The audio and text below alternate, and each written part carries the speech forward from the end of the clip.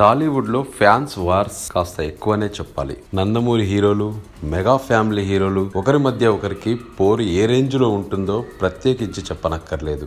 ఒకేసారి ఈ ఫ్యామిలీలోని హీరోల సినిమాలు రిలీజ్ అయితేనే బాక్స్ ఆఫీస్ వద్ద యుద్ధ వాతావరణం నెలకొంటది. అలాంటిది ఈ రెండు కుటుంబాల్లోని హీరోలు ఒకే సినిమాలో నటిస్తే అది ఎంతటి సంచలనాలు సృష్టిస్తుందో ప్రత్యేకంగా చెప్పనక్కర్లేదు. టాలీవుడ్ లో అగ్ర హీరోలుగా ఉన్న young tiger NTR, mega power star Ram Charan combination లో బాహుబలి లాంటి సెన్సేషనల్ హిట్ తెరకెక్కించిన రాజమౌళి దర్శకత్వంలో తెరకెక్కే మల్టీ స్టారర్ గురించి దేశవ్యాప్తంగా ఇప్పుడు సినిమా వర్గాల్లో పెద్ద ఎత్తున చర్చే నడుస్తుంది.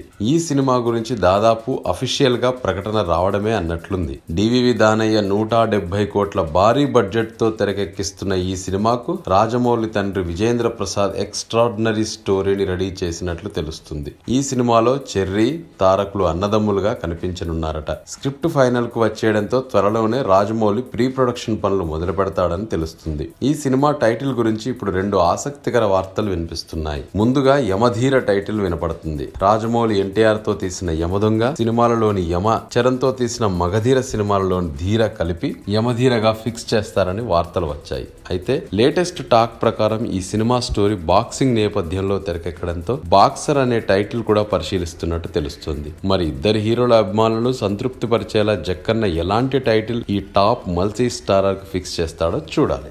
ఏంటండి, వీడియో నచ్చిందా? అయితే ఓ లైక్ వేసుకోండి, లేదంటే ఓ కామెంట్ చేయండి. ఎప్పటికప్పుడు మా వీడియోస్ చూడాలంటే సబ్స్క్రైబ్ చేసుకోండి.